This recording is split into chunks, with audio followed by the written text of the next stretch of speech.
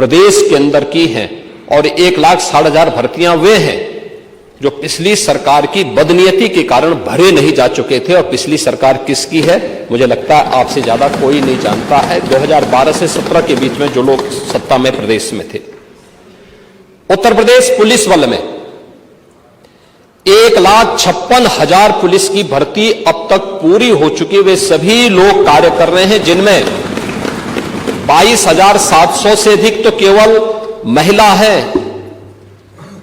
बालिकाओं को भी पुलिस भर्ती में मौका दिया गया और उनके लिए 20% पद आरक्षित करते हुए उनकी भर्ती की प्रक्रिया की है। और अभी हाल ही में हमारी सरकार ने 60,200 से अधिक पुलिस की भर्ती की प्रक्रिया को बहुत शांतिपूर्ण तरीके से संपन्न किया है और प्रदेश के अंदर हर जनपद के युवा उस भर्ती में आए हैं। अगर इन सबको आप देखेंगे, अलग अलग विभागों में, सिंचाई विभाग में, वन विभाग में, या फिर पीडब्ल्यूडी में, या फिर अन्य जितने भी विभाग हैं, स्वास्थ्य विभाग में, सभी विभागों की भर्ती की इस पूरी प्रक्रिया में अब तक 7 लाख से अधिक भर्ती की प्रक्रिया को ऐसे प्रदेश के नौजवानों को सरकारी नौकरी अकेले हमारी सरकार ने पिछले 7-7.5 वर्ष के अंदर प्रदेश के अंदर दिया है।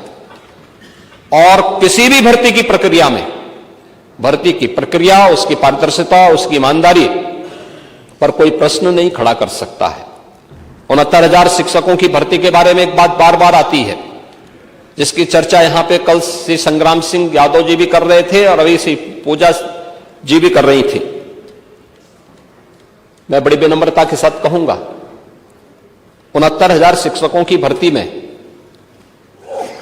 पिछड़ी जाति के 27% आरक्षण के आधार पर 18,000 पद आरक्षित होते हैं और पिछड़ी जाति के उसमें 32,200 से अधिक नौजवान भर्ती हुए हैं 69,000 शिक्षकों की भर्ती में।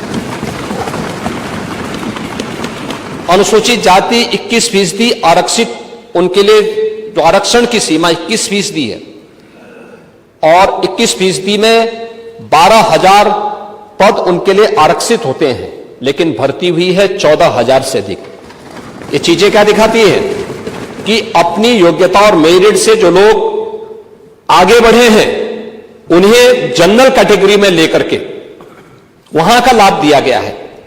जनरल के लिए जो पद आरक्षित थे, जनरल के लिए जो पद थे 34,500, जनरल की भर्ती हुई है मात्र 20,000। ये उन सब की आंखों को खोलने वाला होना चाहिए जो इनके नाम पे राजनीति करके अपनी रोटी सेकने का कार्य करके समाज में बंटवारे की खाई को चौड़ा करना चाहते हैं। और इसीलिए भर्ती की प्रक्रिया प्रदेश के किसी भी नौजवान के साथ कोई अन्याय न हो। एक तरफ सरकारी पद ईमानदारी के साथ भरे जाएं। उत्तर प्रदेश लोक सेवा आयोग 2017 के पहले क्या स्थितियां थी, कौन नहीं जानता है, क्या नहीं होता था। आप लोग भूल गए जब 86 एसडीएम के पद में से 56 एक जाति विशेष के लोग भर दिए गए। और ये कौन नहीं जानता है इस बात को। पांडे जी, इसका ये भी हम बताएंगे। दूसरा वही प्रयागराज है, वही प्रयागराज है जिस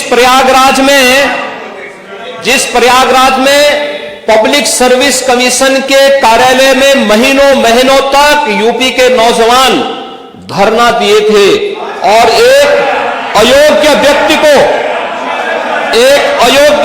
को जो उसके लिए डिजर्व नहीं करता था, एलिजिबल नहीं था, जिसकी डिग्री फर्जी थी, उसे आयोग का अध्यक्ष बना करके पूरे कमीशन और युवाओं के भरोसे के साथ खिलवाड़ करने का काम हुआ था। यह भी इलाहाबाद में हुआ था। तो यहाँ माननीय अखिलेश जी ने कहा था, आंकड़ा भी दिया था कि वो 3 लोग भर्ती हुए थे ऐसे, और आपके सामने बात स्पष्ट। पांडे जी, मैं उसी पे आ रहा हूं। दूसरा उस समय कैसे कैसे लोग अध्यक्ष बनाए गए थे जिसकी डिग्री फर्जी।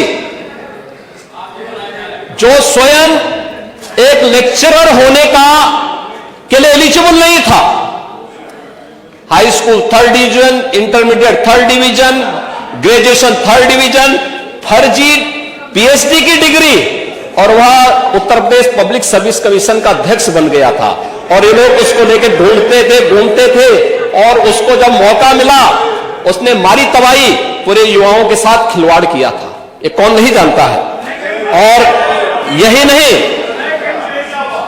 नहीं, इस समय भर्ती की प्रक्रिया को पारदर्शी बनाने के लिए समय समय पर रिफॉर्म किए जाते हैं, और ये आयोग और बोर्डों को पूरा अधिकार होता है उस रिफॉर्म को करने के लिए, लेकिन प्रक्रिया पूरी ईमानदारी के साथ